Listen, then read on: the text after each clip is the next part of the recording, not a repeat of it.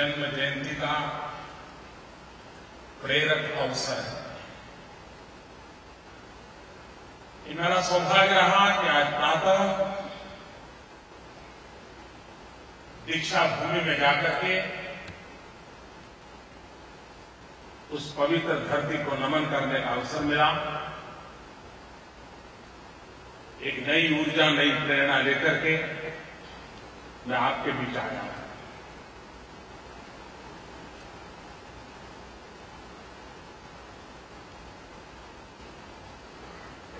इस देश के दलित, पीड़ित, शोषित, वंचित, गांव, गरीब, किसान, हर किसी के जीवन में आजाद भारत में उनके सपनों का क्या होगा, उनकी आशा आकांक्षाओं का क्या होगा, क्या आजाद भारत में इन लोगों की भी कोई पूछ होगी कि नहीं होगी? इन सारे सवालों के जवाब भीमराव आंबेडकर जी ने संविधान के माध्यम से देशवासियों को दिए थे, गारंटी के रूप में दिए।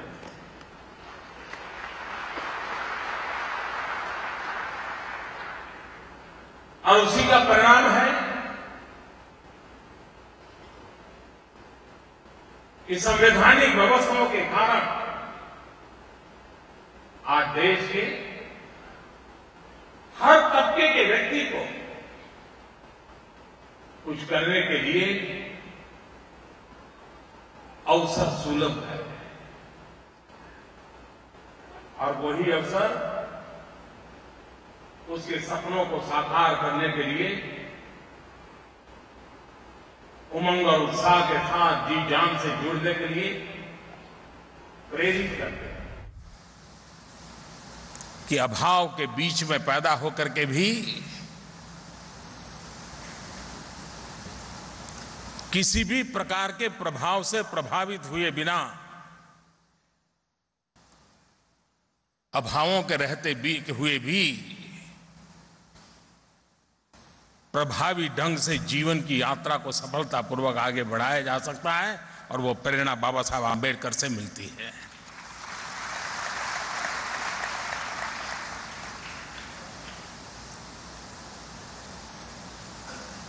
अभाव का रोना नहीं रोना और प्रभाव से विचलित नहीं होना, ये संतुलित जीवन दबे कुचले हर किसी के लिए एक ताकत बन जाता है। और वो ताकत देने का काम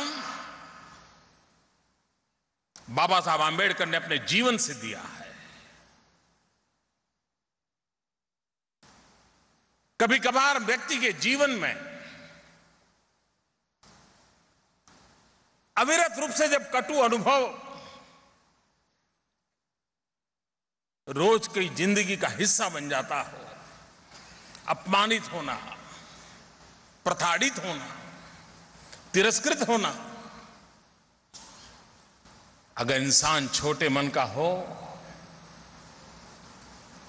तो ये चीजें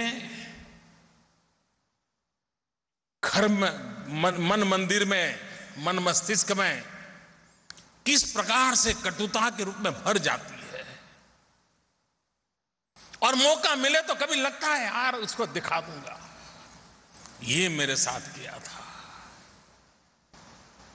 बचपन में मेरे साथ ये हुआ था, स्कूल गया तो ये हुआ था, नौकरी करने गया तो ये हुआ था।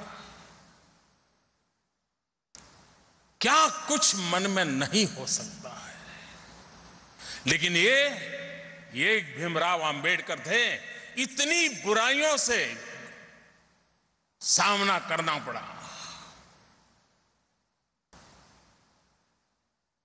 इतनी प्रताड़ना झेलनी पड़ी, लेकिन खुद के जीवन में जब मौका आया,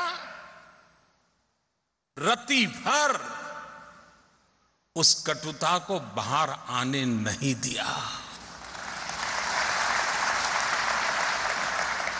बदले का भाव अंश भर भी न संविधान में कभी प्रकट हुआ, न कभी उनकी वाणी में प्रकट हुआ, न उनके कभी अधिकार क्षेत्र में प्रकट हुआ। व्यक्ति की ऊंचाई ऐसे समय कसौटी कसने के पर पता चलता है कि कैसा महानतम व्यक्तित्व होगा। हम शिवजी को जब उनकी महानता की चर्चा सुनते हैं तो कहते हैं जहर पी लिया था। बाबा साहब आंबेडकर ने जीवन में हर पल जहर पीते पीते भी हम लोगों के लिए अमृत वर्षा की थी। और इसलिए उस महापुरुष की जन्म जयंती पर, और वो भी जिस धरती पर उनका नवजन्म हुआ, उस दीक्षा भूमि पर प्रणाम करते हुए देश के चरणों में एक नई व्यवस्था देने का आज प्रयास हम कर रहे हैं।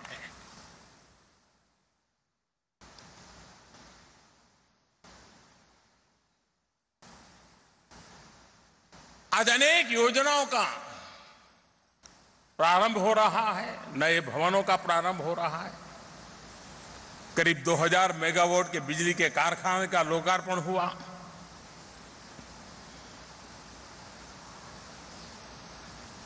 ऊर्जा वो जीवन का अटूट अंग बन गई है। विकास का कोई भी सपना ऊर्जा के अभाव में संभव नहीं होता है। और 21वीं सदी में ऊर्जा एक प्रकार से हर नागरिक का हक बन गया है। लिखित हो या न हो, बन चुका है।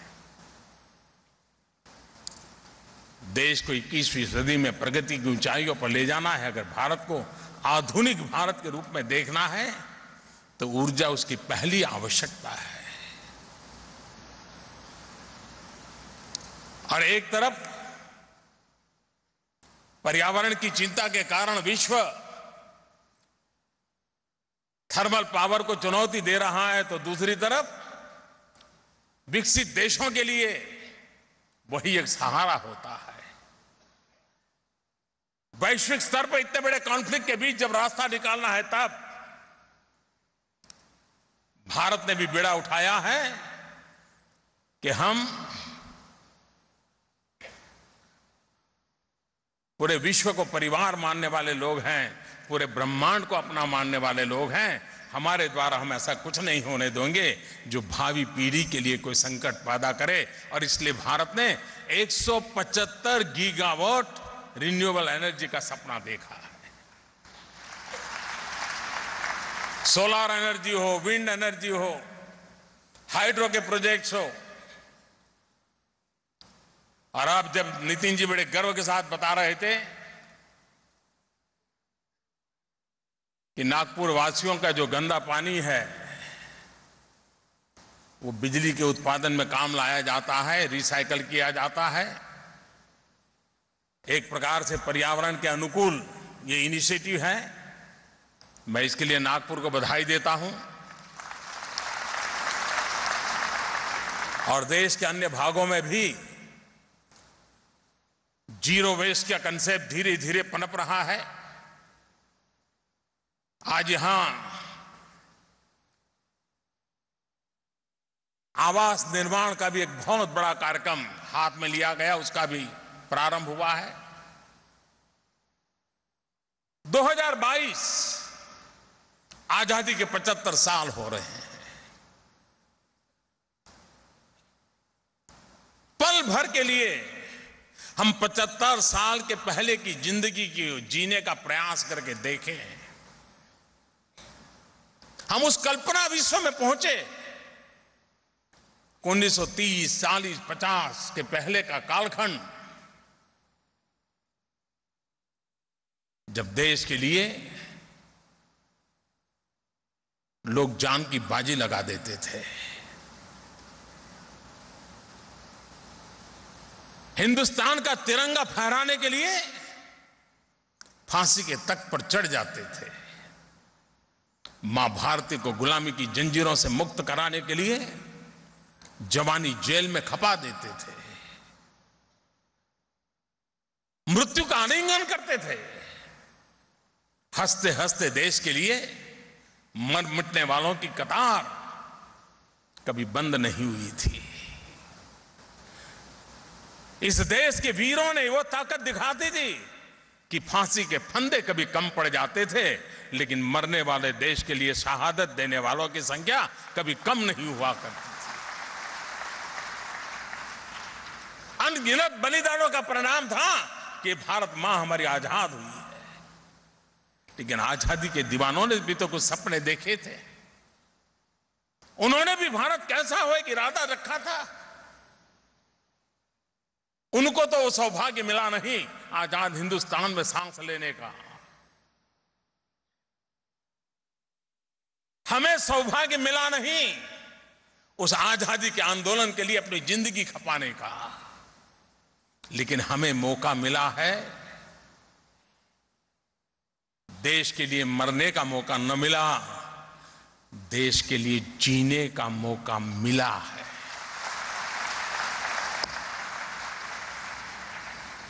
क्या 2022 जब आजादी के 75 साल हो रहे हैं, आज हम 2017 में खड़े हैं, 5 साल का समय हमारे पास है।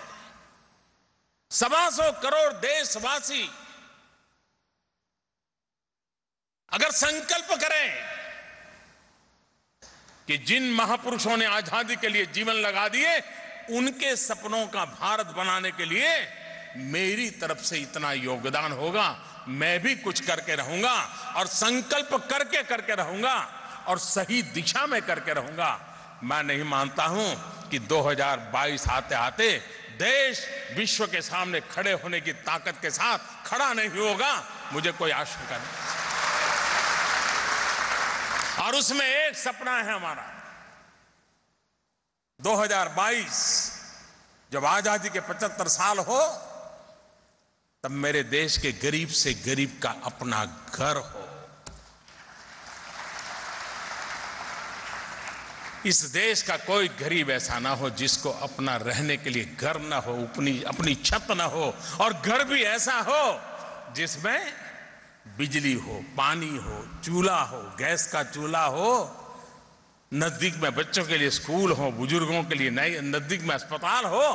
ऐसा हिंदुस्तान क्यों नहीं देख सकते? क्या 125 करोड़ देशवासी मिलकर के हमारे देश के गरीब के आंसू नहीं पहुंच सकते? भीमराव अंबेडकर ने जिस सपनों को लेकर के संविधान में रचना की है, उन संविधान को जी करके दिखाने का अवसर आया है। हम 2022 के लिए संकल्प करें, कुछ कर गुजरने का इरादा लेकर के चल पड़े। मैं मानता हूं कि सपना पूरा होगा। मैं महाराष्ट्र सरकार को बधाई देता हूं कि भारत सरकार की योजना के साथ महाराष्ट्र भी कदम से कदम मिलाकर के आगे बढ़ रहा है और बहुत बड़ी मात्रा में घर बनाने की दिशा में काम चल रहा है और उससे लोगों को रोजगार भी बहुत मिलने वाला है। गरीब को घर तो मिलेगा, लेकिन घर बनाने वालों को रोजगार भी मिलेगा। सीमेंट बनाने वालों को काम मिलेगा, लोहा बनाने वालों को काम मिलेगा, हर व्यक्ति को काम मिलेगा। एक प्रकार से रोजगार के सृजन की भी बड़ी संभावना, और हिंदुस्तान के हर कोने में अपने अपने तरीके से घर बनाने का बहुत बड़ा अभियान चल रहा है। आज उसका भी एक प्रारंभ करने का मुझे अवसर मिला। 21वीं सदी ज्ञान की सदी है। अब मानव इतिहास इस बात का गवाह है, जब जब मानव जात ज्ञान युग में रही है, तब तब हिंदुस्तान ने नेतृत्व किया है। 21वीं सदी ज्ञान का युग है। भारत को नेतृत्व देने का एक बहुत बड़ा अवसर है। आज यहां एक साथ IIT, IIM, एम्स, एक से बढ़कर एक, और यहां नए भवनों का निर्माण में ये सारी इंस्टीट्यूशंस चलेगी। महाराष्ट्र के और देश के नौजवानों को अपना भाग्य बनाने के लिए, आधुनिक भारत बनाने के लिए, अपनी योग्यता बढ़ाने के लिए इन संस्थानों के द्वारा अवसर मिलेगा। मेरी युवा पीढ़ी को बहुत बहुत शुभकामनाएं हैं। ये आज जब मैं उनको, मेरे देश की युवा पीढ़ी को ये अर्पित कर रहा हूं, मेरी उन सबको बहुत बहुत शुभकामनाएं हैं। आज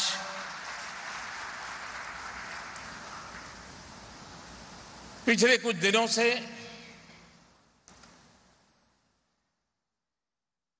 डिजिटल इंडिया की दिशा में हम काम कर रहे हैं और बहुत व्यापक रूप से काम कर रहे हैं।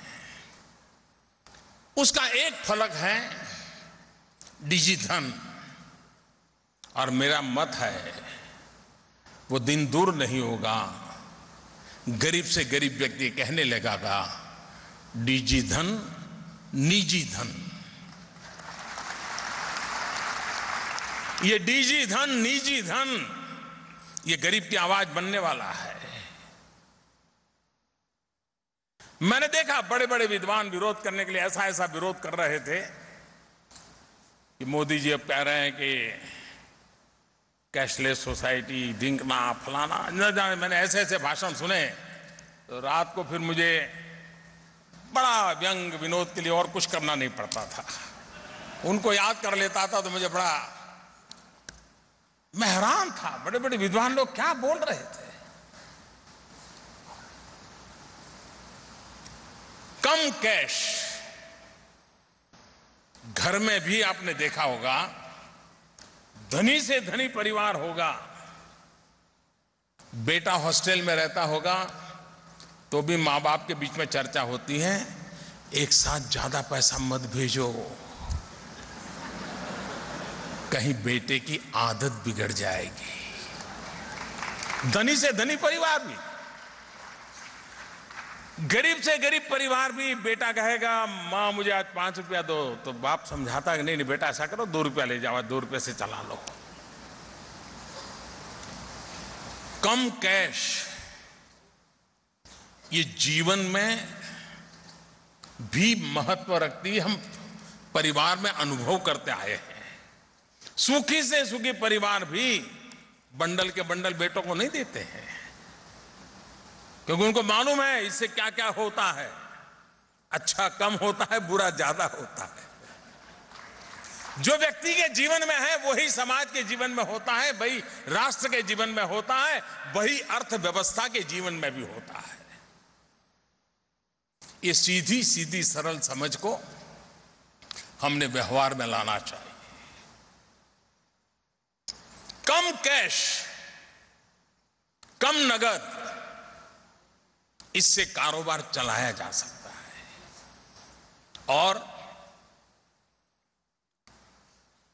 कोई एक जमाना था जब सोने की ही लगड़ी ही करेंसी रहती थी, सोने की गिनी हुआ करती थी। बदलते बदलते बदलते कभी चमड़े का भी आया, कभी कागज का भी आया, न जाने कितने बदलाव आए, और हर युग ने हर बदलाव को स्वीकार किया है। हो सकता है उस समय भी कुछ लोग रहे होंगे जो कुछ कहते होंगे, शायद उस समय अखबार नहीं होंगे इसलिए छपता नहीं होगा, लेकिन कुछ कहते तो होंगे ही होंगे उस समय भी। विवाद भी रहे होंगे, लेकिन बदलाव भी हुए होंगे। अब वक्त बदला है, आपके पास अल्टरनेट व्यवस्थाएं अवेलेबल हैं, सुरक्षित व्यवस्थाएं अवेलेबल हैं, और उसमें से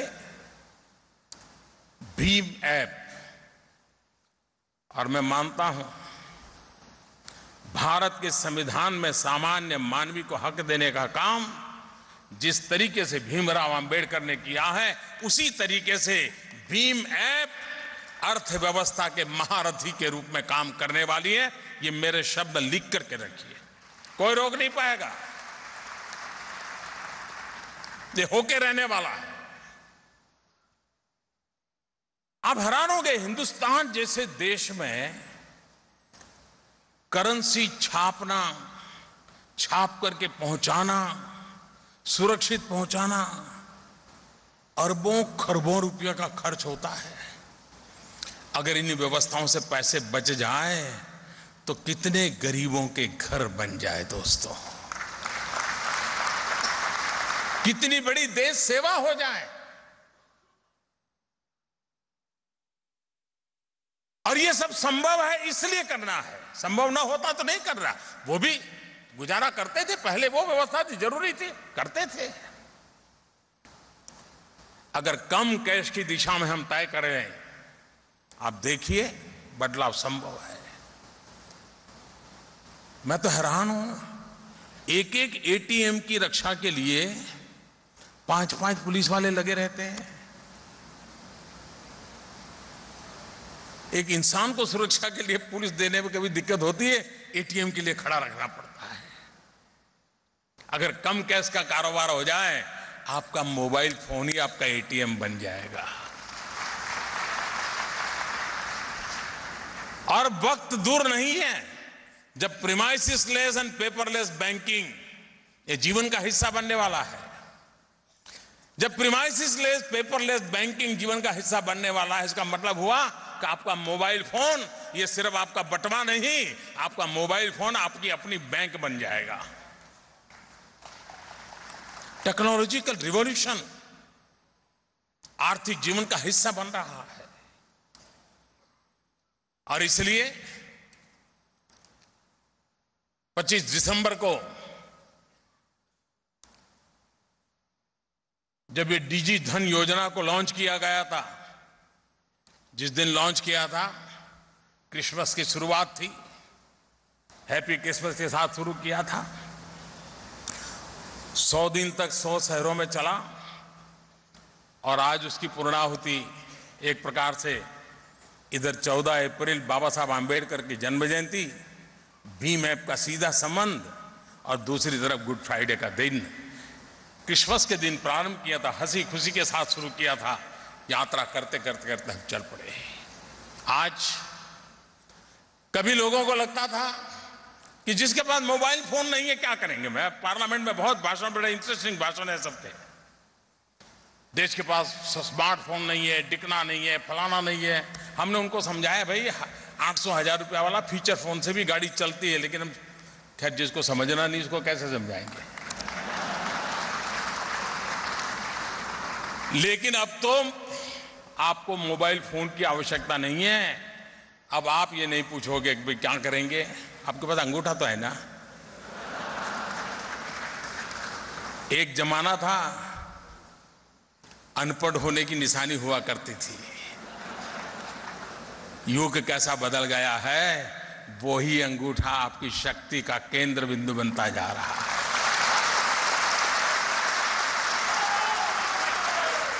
यहां सारे नौजवान दिन में 2-2 घंटे अंगूठे पर लगे रहते होंगे, मोबाइल फोन लेकर के मैसेज लगते होंगे। टेक्नोलॉजी ने अंगूठे को ताकतवर बना दिया है। और इसलिए भीम आधार भारत गर्व कर सकता है। दुनिया के टेक्नोलॉजिकली एडवांस देश के पास भी ये व्यवस्था नहीं है जो हिंदुस्तान के पास है।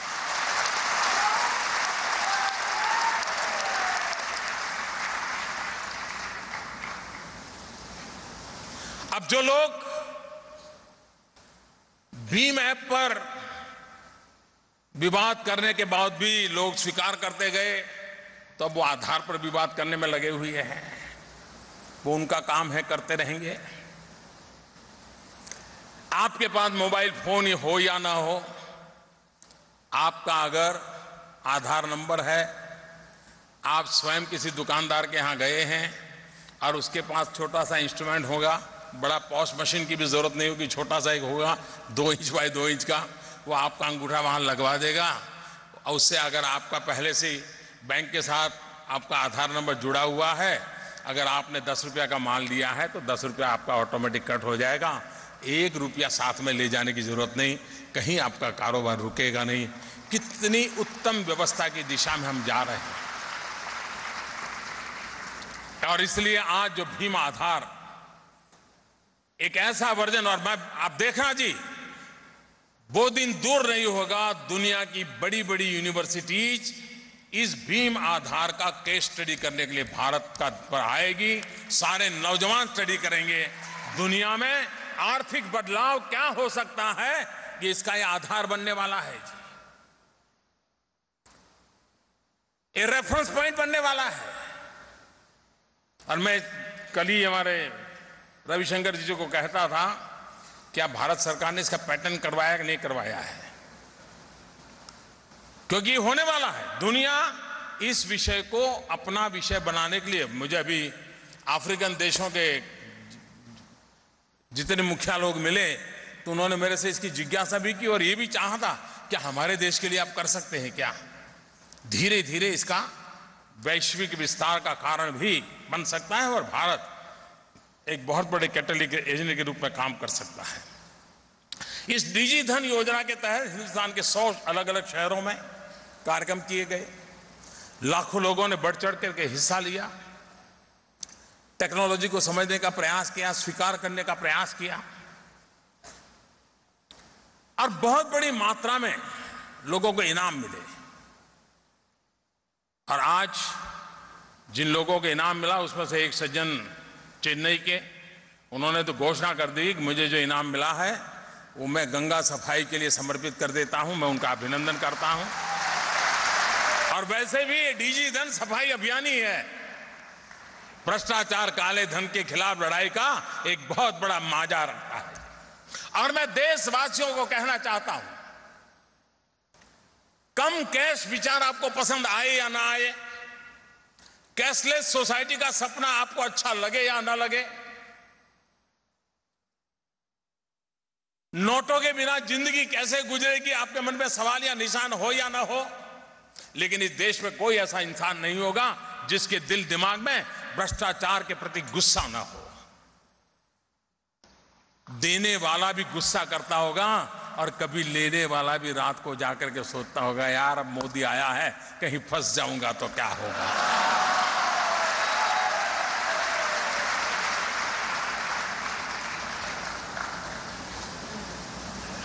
बहुत बुरा हुआ है, लेकिन आगे बुराई से बचने के लिए एक उत्तम साधन है। जो भी भीम आधार के सहारे आगे बढ़ना मदद करेंगे मेरी, वो एक प्रकार से भ्रष्टाचार और काले धन की लड़ाई लड़ने के सिपाही है मेरे लिए, बहुत बड़ी ताकत है मेरे देश की। और इसलिए मैं इसे निमंत्रित देता हूं नौजवानों को। और इसमें 2 नई चीजें जोड़ी है इस बार। और अभी तो योजना ये है कि वो 14 अक्टूबर तक हम चलाएंगे। आज 14 अप्रैल है। 14 अक्टूबर इसलिए कि 14 अक्टूबर को बाबा साहब आंबेडकर ने दीक्षा ली थी। वो बाबा साहब आंबेडकर का दीक्षा का वो पवित्र अवसर था 14 अक्टूबर। और इसलिए आज 14 अप्रैल से 14 अक्टूबर तक एक विशेष योजना है। आज देखा होगा आपने, अच्छे परिवार के नौजवान भी, उनके दिमाग में भी है कि हम वैकेशन में कुछ न कुछ काम करें और खुद कमाई करें। धनी परिवार के बच्चे भी अपनी पहचान छुपा करके ऐसी जगह पे जाते हैं और ऐसे काम करते हैं, खुद को ट्रेन करना चाहते हैं। जिस सर्कल में वो पैदा हुए वहां वो मौका नहीं मिलता है। वो होटल में जाते हैं, बर्तन साफ करते हैं, चाय परोसते हैं, इस प्रकार से काम करते हैं। कई पेट्रोल पंप पे जाकर काम करते हैं। एक गर्व से जीने का आज नई पीढ़ी का दिमाग में ये चीजें आ रही है। पहले हम सुनते थे विदेश में नौजवान सब रात को जाकर के 2-2, 3-3 घंटे ऐसी मेहनत का काम करते हैं, टैक्सी चलाते हैं, डिकना करते हैं, फलाना करते हैं, उस कमाई करते हैं और फिर पढ़ते रहते हैं। आज हिंदुस्तान में ये चीज आई है, ऐसा नहीं है, हमारा ध्यान नहीं गया है। इस भीम आधार के तहत मैं इस वेकेशन में मैं मेरे देश के नौजवानों को निमंत्रित करता हूं। इसमें एक योजना है रेफरल की, यानी अगर आप किसी को भीम ऐप के संबंध में समझाएंगे, किसी मर्चेंट को समझाएंगे, किसी नागरिक को समझाएंगे, उसके मोबाइल पर भीम ऐप डाउनलोड करवाएंगे और आपकी प्रेरणा से वो 3 ट्रांजैक्शन करेगा, कभी 50 रुपए की चीज खरीदेगा, कभी 30 रुपए की खरीदेगा, कभी 100 रुपए की खरीदेगा। ये आपके द्वारा अगर हुआ है तो अगर आपने व्यक्ति को इसमें जोड़ा तो सरकार की तरफ से आपके खाते में 10 रुपया जमा हो जाएगा। अगर एक दिन में आप 20 लोगों को भी कर लें तो शाम को जेब में 200 रुपया आपके खाते में आ जाएगा। अगर वैकेशन के 3 महीना तय कर ले भाई रोज 200 रुपया कमाना है, बताइए मेरे नौजवान साथियों, ये कोई मुश्किल काम है क्या आपके लिए? सामने से कोई लेना देना नहीं, उसको सिर्फ सिखाना है, समझाना है। और जो व्यापारी अपने दुकान पर भीम ऐप को लागू करेगा, कारोबार उससे शुरू करेगा, तो उसको जो उसके मिनिमम जो रैंक होगा उतना करेगा तो उसको 25 रुपया मिलेगा, उसके खाते में 25 रुपया जमा होगा। यानी जिसको आप समझाना है उसको समझा सकते हैं कि देख मुझे तो 10 मिल रहा लेकिन तेरे को 25 मिलने वाला है। और यह योजना 14 अक्टूबर तक चलेगी। बाबा साहब आंबेडकर का दीक्षा प्राप्त करने वाला दिवस था वो।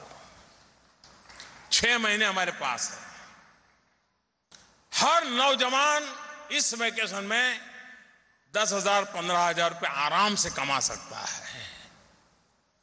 और आप भ्रष्टाचार के खिलाफ की लड़ाई जीतने के लिए मेरे सबसे बड़े मददगार बन जाएंगे। और इसलिए मैं आपको निमंत्रण देता हूं कि इस योजना में उसकी बारीकी जो लिखित होगी वही फाइनल। मैं समझाने के लिए थोड़ा प्लस माइनस बोल रहा हूं, लेकिन जब आप लिखित पढ़ेंगे तो पक्की योजना आपको समझ आ जाएगी। और मैं चाहता हूं, मैं देश के नौजवानों को चाहता हूं कि अब एग्जाम हो गई है, मोबाइल फोन उठाइए, इस व्यवस्था को समझिए और पर डे 20 लोग 25 लोग 30 लोग में लग जाइए। आप शाम को 200-300 रुपया कमा करके घर चले जाएंगे और पूरे वैकेशन में आप करेंगे। अगली साल के आपकी खर्च का, पढ़ाई का पॉकेट खर्च अपने आप निकल जाएगा। कभी गरीब माँ बाप के पास से 1 रुपया मांगने की जरूरत नहीं पड़ेगी। ये रिवॉल्यूशन लाने का प्रयास है।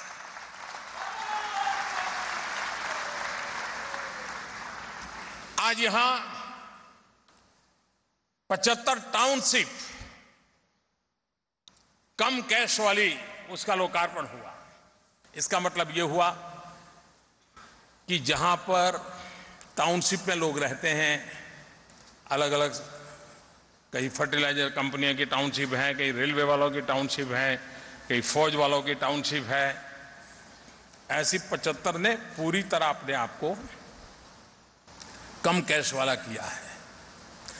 तो जब मैंने इसकी पहली एक टाउनशिप कम कैश वाली बनी तो मैं उसका प्रेजेंटेशन ले रहा था। मैंने कहा सब्जी वाले का क्या इंटरेस्ट है, वो क्यों ये कारोबार में हाथ जोड़ता है। उसने बड़ा इंटरेस्टिंग जवाब दिया सब्जी वाले ने।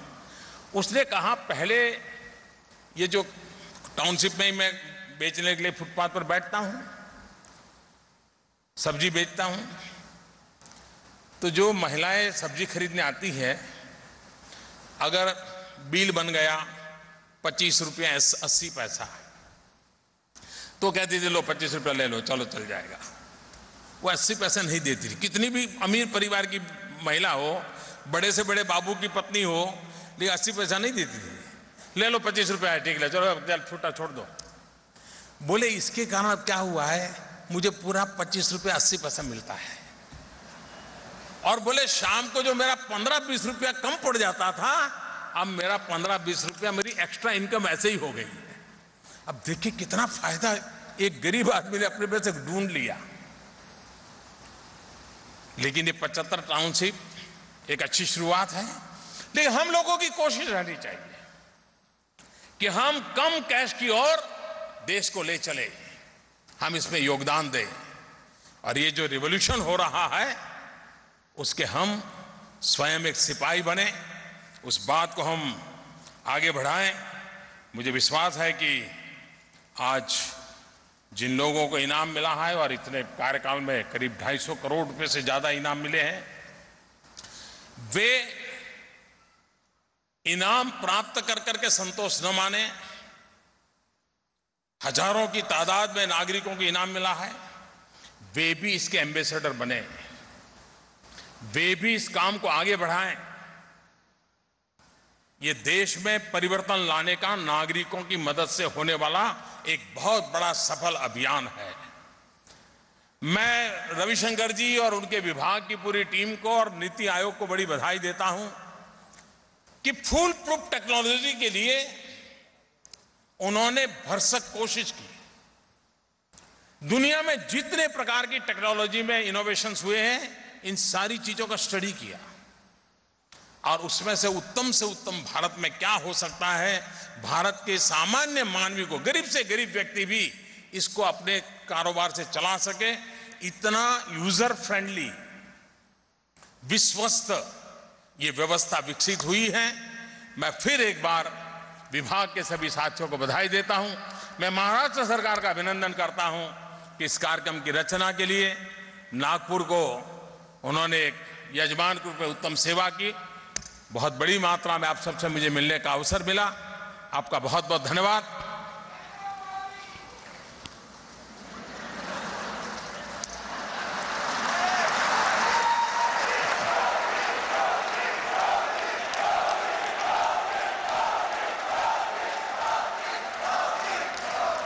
चले दोस्तों, बराबर। Find us on Facebook at facebook.com/etnow and don't forget to click the like button. You can also follow us on Twitter at etnowlive. To stay updated with all our programming, hit the subscribe button on our YouTube channel by logging on to youtube.com/etnow.